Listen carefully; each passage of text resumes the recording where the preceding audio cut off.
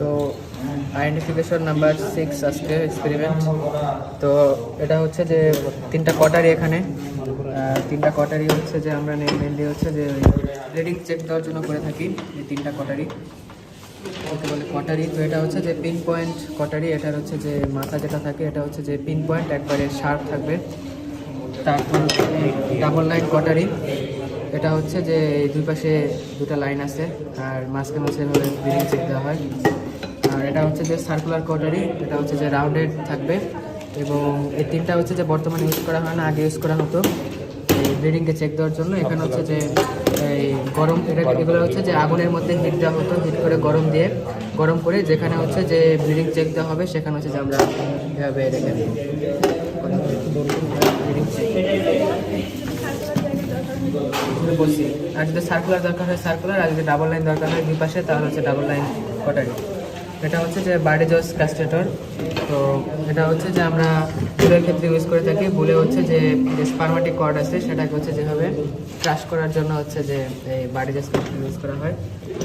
তারপর এটা হচ্ছে ইমাস্কুলেটর, এটা মেনলি হর্সের ক্ষেত্রে ইউজ করা হয়। এটারও পারপাস সেম। এটা হচ্ছে ক্যাটেলের ক্ষেত্রে হচ্ছে আমরা ওপেন ক্লোজ মেথডে করে থাকি, কারণ হচ্ছে যে স্পারমাটিক কর্ডটা যখন আমরা কাটবো ক্রাশ করবো ইন্টারনাল ব্লিডিং হবে, কিন্তু বাইরে থেকে হচ্ছে যে কোনো ব্লিডিং হবে না। তাহলে এটার ইউজ আমরা বলতে পারি যে used to close method castration. আর এটা হচ্ছে যে ইমাস্কুলেটর, এটা হচ্ছে যে হর্সের ক্ষেত্রে করা হয়। হর্সের ক্ষেত্রে হচ্ছে যে ক্যাস্টেশনের ক্ষেত্রে হচ্ছে যে ওপেন মেথড ক্যাস্টেশন করা হয়। এটার একটা প্রসেস আছে, সেটা হচ্ছে যে এখানে প্রথমে ক্রাশ করা হয়।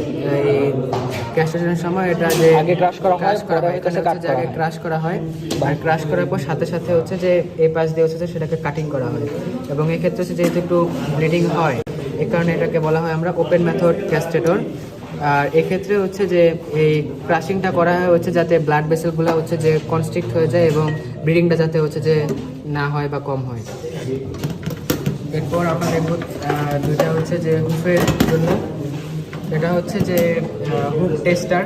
এটা দিয়ে হচ্ছে যে আমরা যখন হুফকে কাটিং করব এবং কোন এরিয়াতে এবং কোন পয়েন্টে কাটবো সেটা হচ্ছে যে এটা দিয়ে ডিটেক্ট করা হয়।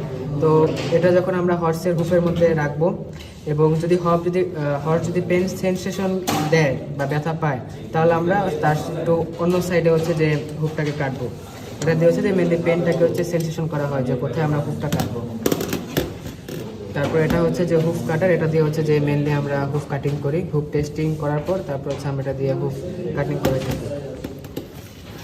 তারপর এটা হচ্ছে যে এই ডকিংয়ের জন্য একটা ডকিং শেয়ার, এটা দিয়ে হচ্ছে যে মেনলি অ্যাস্থেটিক পারপাসে হচ্ছে যে আমরা টেলকে কাট করার জন্য হচ্ছে যে এটা ইউজ করে থাকি। মেনলি আমরা শিপের ক্ষেত্রে হচ্ছে যে এই ডকিং শেয়ারটা হচ্ছে ইউজ করে থাকি।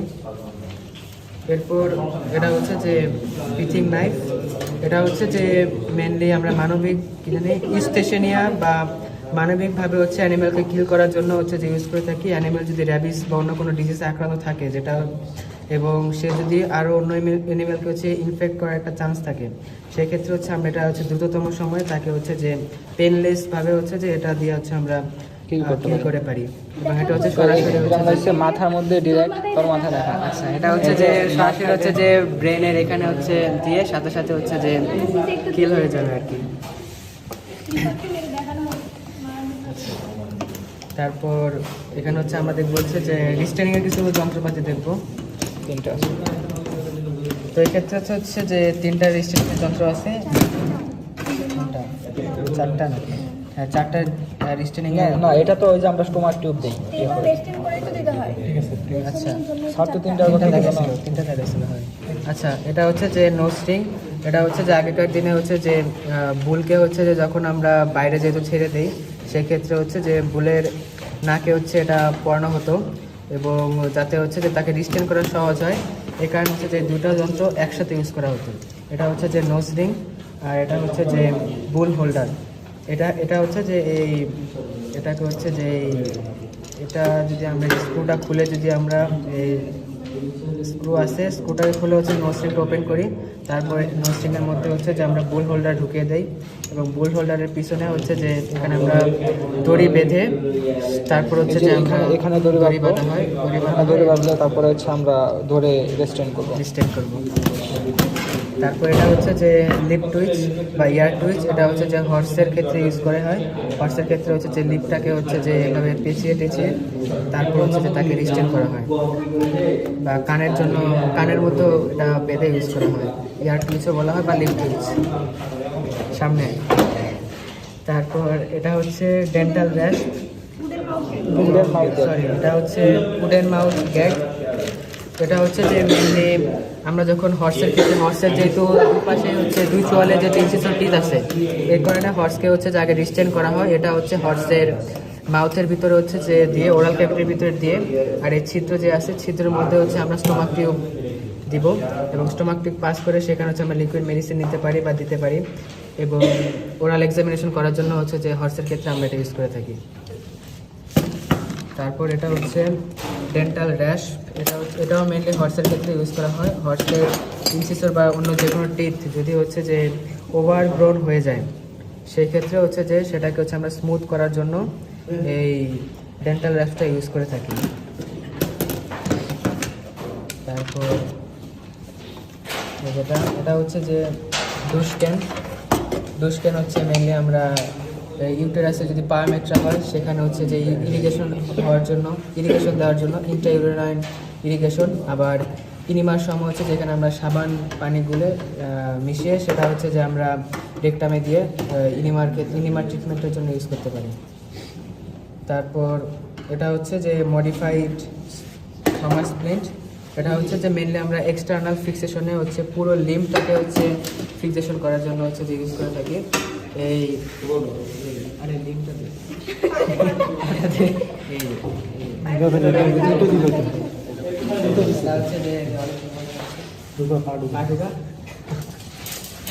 এই যে দেখেন আমাদের ভাগিনা, এই যে দেখেন, আপনারা দেখেন, এই যে মামা দেখেন কি করতেছে, দেখুন পা ভাঙার পর কি করতেছে।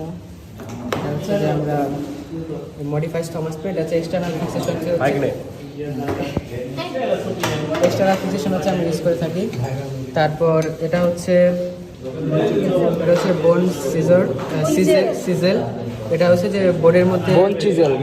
এটা হচ্ছে বোনের ক্ষেত্রে যদি কোনো নেক্রোস টিস্যু থাকে তাহলে হচ্ছে যে নেক্রোস টিস্যুকে হচ্ছে আমরা এভাবে সরানোর জন্য হচ্ছে আমরা ইউজ করে থাকি।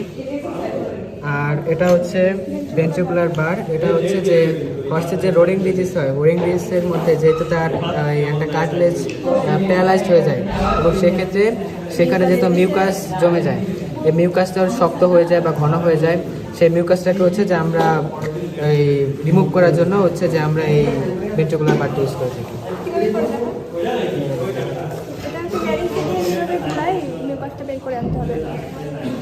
তারপরে আর এটা আছে, আর এটা হচ্ছে বোনের সাথে দিয়ে যেভাবে বাড়ি দিয়ে তখন হচ্ছে এটার নাম কি? বোন চিজেল।